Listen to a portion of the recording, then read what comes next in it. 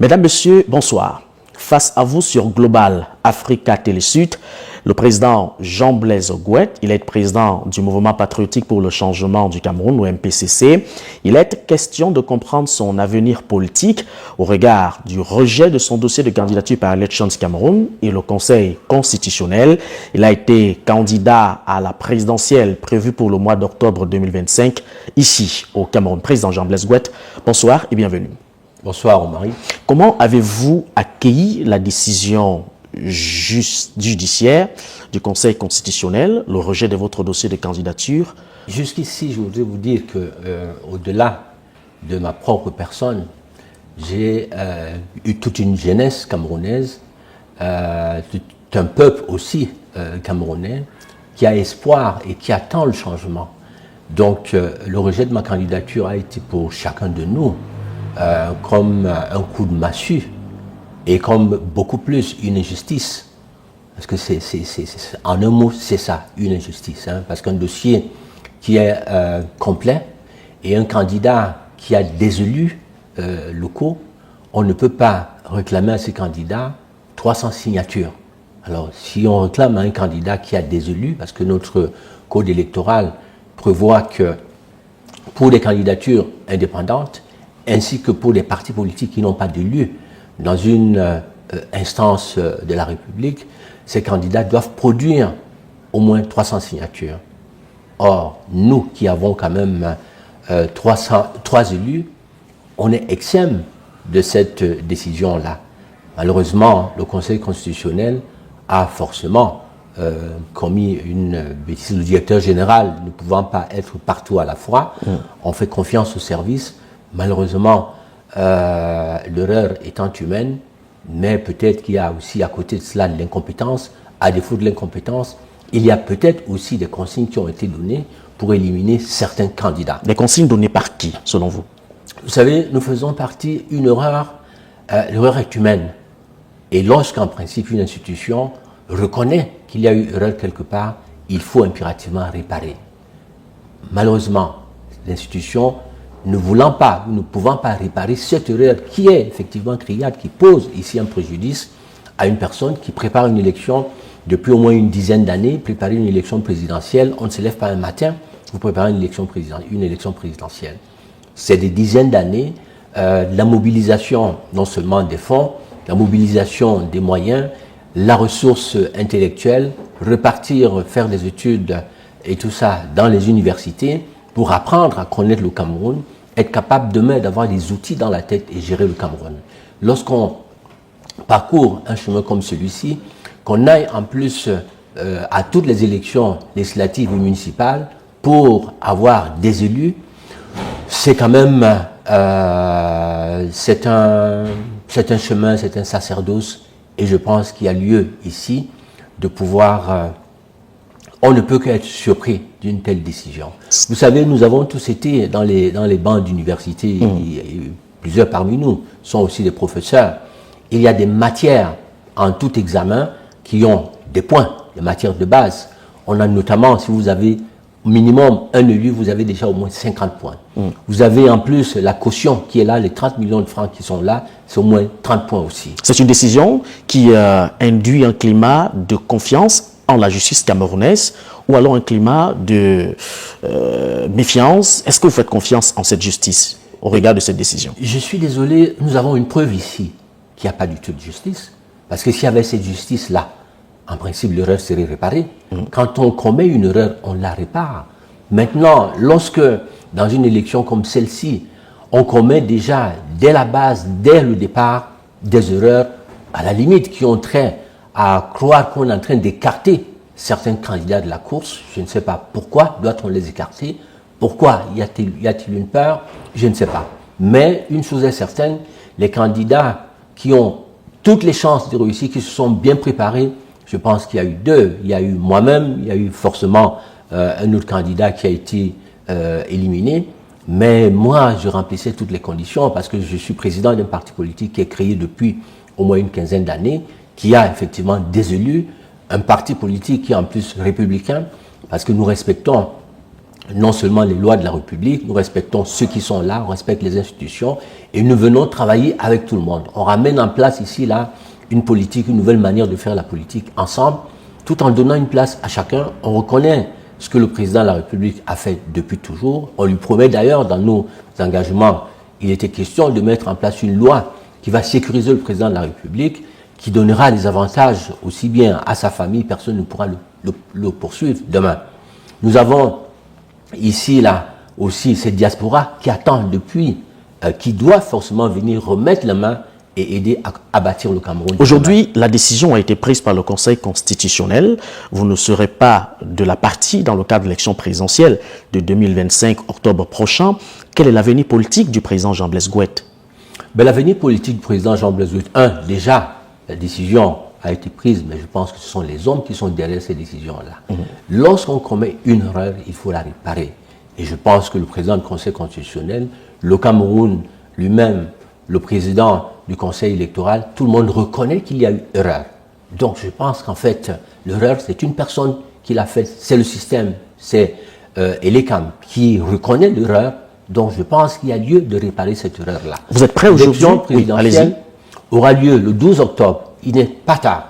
Voilà, donc il y a toujours quelque chose à faire. Et je pense que le président du Conseil constitutionnel, s'il le veut, il peut le faire. Vous avez un ensemble militant et sympathisants qui vous font confiance, de la diaspora en passant par l'Afrique jusqu'au Cameroun. Est-ce que vous êtes prêt aujourd'hui de dire solennellement que vous soutenez le président, le candidat Paul Biya, avec l'ensemble de ses militants pour œuvrer davantage afin que les conditions de vie dont vous décriez puissent être améliorées? Il est important que, il faut le dire là aussi, vous savez, le bagage que je porte, les relations que j'ai été chercher, préparer une élection présidentielle, on ne se lève pas pour venir comme ça. On va d'abord chercher des investisseurs qui vont travailler avec vous demain. Nous avons d'ailleurs quelques projets que vous connaissez d'ailleurs. Il y a ce projet-là des hôpitaux, tous les 50 km qu'il faut construire. Voilà.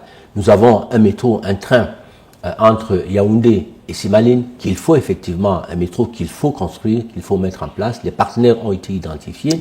Les financements sont là aussi. Président Jean-Blaise Gouet, est-ce que vous pouvez soutenir la candidature du président Paul Biya actuellement au regard du fait que la décision du Conseil constitutionnel a déjà été donnée? Est-ce que vous êtes prêt à vous aligner derrière le président Paul Biya pour parfaire ces réalisations dont vous êtes en train de décrire? Vous savez, une élection, un candidat n'est pas un candidat de M. Gouet, ce n'est pas un candidat pour lui-même, ni pour son parti politique, c'est pour le peuple. Demain, ces projets-là, pourquoi les mettre dans l'eau? Il est vrai aujourd'hui qu'on sait déjà qui va gagner. Donc vous parlez de soutenir le président Paul Biya. Avec là, en sillonnant les candidats qui peuvent effectivement être gagnés, avoir des chances de gagner. Moi je ne sais pas qui va gagner. Si vous me proposez déjà de soutenir le président Paul Biya. Non, c'est pas ma proposition, c'est une question. Moi, ce qui est certain, je suis sûr aujourd'hui, au vu de comment les choses se passent, que le président Biya va gagner forcément. C'est vous qui le dites. Oui, moi, tel que je vois les choses se dessiner, j'étais un de ceux qui étaient bien partis pour gagner cette élection-là. Il y avait certainement un autre qui était aussi là, mais malheureusement, il a eu tort de n'avoir pas été. Mais j'étais celui-là qui devait forcément gagner cette élection. Aujourd'hui, que les conditions telles que vous-même vous voyez, ils m'ont barré complètement, parce que moi je dis qu'ils m'ont complètement enlevé sciemment de cette course-là. Donc, il est président Biya, s'il demandait mes services, pourquoi pas les lui apporter? Parce qu'il sera demain forcément ce vainqueur-là. S'il y avait quelqu'un d'autre qui pouvait être vainqueur, je dirais oui, j'apporterai effectivement mes services au système actuel. Actuellement, quelle est la réclamation de vos militants? Qu'est-ce qu'ils demandent? Qu'est-ce qu'ils veulent? Ces militants demandent réparation et justice. À certains aussi, aujourd'hui, beaucoup disent, bon, Monsieur le Président, vous avez du savoir, vous avez des contacts, vous avez des partenaires, apportez-les au système qui sera là demain. Il ne faut pas les mettre dans l'eau. Pendant 7 ans, vous avez travaillé, vous avez tout un réseau qui vous suit, vous avez des Camerounais qui ont soif, qui ont faim. Peut-être que votre vision, en étant même conseiller du président Paul Biya demain, vous pouvez effectivement l'aider à travailler. Donc, oui, si on me faisait cette proposition, pourquoi pas, je le ferais. Vous attendez réparation du Conseil constitutionnel ou alors du président de ce Conseil. Si jamais cette réparation n'a pas lieu, que ferez-vous? Le président Biya, forcément, c'est lui qui sera là demain. Parce que pour moi, renvoyer des candidats comme moi, bannir des candidats comme moi de cette course-là, qui avaient toutes les chances de remporter cette élection présidentielle, ça veut dire que le système, les résultats sont connus. Et je vous dirai tout simplement que je suis prêt à travailler avec le président Biya, à apporter le savoir que j'ai, les relations que j'ai, les contacts que j'ai, et puis pourquoi pas soutenir ce système pour qu'il puisse avancer. Et en faisant quoi, concrètement? Ben vous savez, je suis d'abord... Vous comptez soutenir le système si jamais la réparation n'est pas faite, ou alors c'est la position que vous avez choisi d'adopter actuellement? Moi, ce que je voudrais, c'est apporter ce que j'ai comme savoir. Je suis d'abord un homme d'affaires, ça vous le savez. Je suis autour de cela un diplomate aujourd'hui. Je suis spécialiste de relations internationales, la géopolitique et ainsi de suite. Donc, à côté de ça, comme je le dis encore, j'ai travaillé sur un projet. Et ce projet, les partenaires sont là pour venir investir. Il faut transformer nos matières premières. Il faut donner un salaire de 125 000 francs à chaque Camerounais. Il faut effectivement, au niveau agricole, on a également des partenaires qui sont là au niveau agricole, qui peuvent apporter ces partenariats. Le transport qui fait partie ici, là, donc le métro et tout ça qui fait partie du transport. On a la santé, ce projet des hôpitaux. Donc je pense que n'ayant pas pu être là à cette course, si le président Biya peut me coûter demain, je suis prêt à porter, être un conseiller spécial, chargé par exemple des grandes ambitions, pourquoi pas, dans le prochain gouvernement, que ce soit avec le prochain Biya qui soit là demain. C'est sûr que ce sera lui qui sera là demain. Maintenant, si ce n'est pas lui, si c'est quelqu'un d'autre, par magie, quelqu'un d'autre, je suis prêt à apporter le savoir que j'ai, les contacts que j'ai et les relations. Donc, je suis prêt à travailler, à conseiller aussi bien le président Biya, pourquoi pas le président Oligui Nguema, pourquoi pas le président tchadien, pourquoi pas le président sénégalais, ainsi de suite. Donc, alors, vous êtes sûr que le président Biya gagnera l'élection pour le mois d'octobre prochain? Alors, ceci dit, vous resterez le troisième président de la République, ou alors vous allez vous déconnecter de cette casquette pour finalement vous aligner derrière le président Biya? Non, je suis certain que le président Biya sera le vainqueur de demain. Voilà, donc c'est le deuxième président. D'accord. Il y a toujours cette place pour le troisième président. Et je pense que vous le serez toujours? Je le suis le troisième président. S'il n'y a pas un coup d'État institutionnel entre-temps. Nous ne le souhaitons pas d'ailleurs. Voilà, c'est ça. Mais je pense que le président Biya étant là, il reste le deuxième président. Donc il y a de fortes chances demain. Quels que soient les cas, il y aura un troisième président demain. Et ce qui est certain, je me suis engagé dans une cause. Ce n'est pas une cause de M. Gouet. Je ne suis pas comme les autres qui sont là, qui viennent, qui s'élèvent en politique parce qu'ils veulent un positionnement, ils veulent la place, ils veulent manger. Non. Moi, j'ai dit, j'ai sacrifié ma vie parce que ce peuple-là, cette Afrique-là, il faut qu'elle soit debout demain. Donc, il faudrait effectivement demain qu'on puisse avoir une raffinerie ici, au Cameroun. Que cet argent du pétrole aille directement dans les caisses de l'État.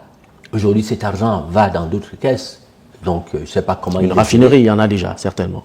Raffinerie, il n'y a pas encore, il y a peut-être un projet qui n'est pas encore effectif, peut-être qu'il sera effectif, même lorsqu'il sera effectif, et c'est là où je pense que une position d'un homme comme moi, à côté du président demain, peut être assez importante, ou à côté du prochain président, sera importante demain. Parce qu'en fait, j'ai une vision pour ce Cameroun-là. Aujourd'hui, on ne vous voit pas dans les forces de coalition, à la recherche d'un candidat unique autour duquel les autres militants ou les autres leaders de formation politique vont bel et bien s'entourer. On se pose la question, qu'est-ce que vous cherchez? Où êtes-vous clairement? De toute façon, je suis un centriste comme toujours. Au cours de ma campagne, au cours de cette préparation, je n'ai jamais été dans ce groupe-là. Parce qu'en fait, j'apporte quelque chose. Parce que vous n'y croyez pas? Déjà, vous savez, je ne crois pas en l'opposition camerounaise. Vous verrez, cette opposition camerounaise, elle ira forcément, elle ne sera jamais unie. Jamais elle ne sera unie. Parce que chacun cherche un positionnement. Moi, c'est différent. Je suis Gouet. J'ai sacrifié ma vie à travailler. Je suis Loki Gouet, celui qui a fait venir LG, Golstar, ainsi de suite. C'est connu. Voilà. Donc, lorsqu'un homme d'affaires laisse ses affaires pour aller créer un parti politique, parce que je suis un des rares de tous ceux-là qui bavardent là, je suis un des rares qui a créé son propre parti politique. Je suis patron, président de ma formation politique. Et lorsqu'on se lève pour créer un parti politique, on a une flamme dans le cœur, qui est une vision qu'on appelle vision. Donc, en vous dirant qu'au-delà de la vision, il faut des actions concrètes sur le terrain, avoir des élus locaux, avoir des élus à l'Assemblée nationale, avoir des sénateurs. L'OMPCC semble n'avoir que des conseillers municipaux. Ils ont un travail qu'ils abattent sur le terrain. La question finalement, c'est qu'est-ce que vous recherchez, président Jean-Blaise Gouet? Monsieur Romaric, vous connaissez le MPCC. Et le MPCC a des élus. Tout comme je connais d'autres formations politiques. Bien sûr. Ce que d'autres partis politiques n'avaient pas.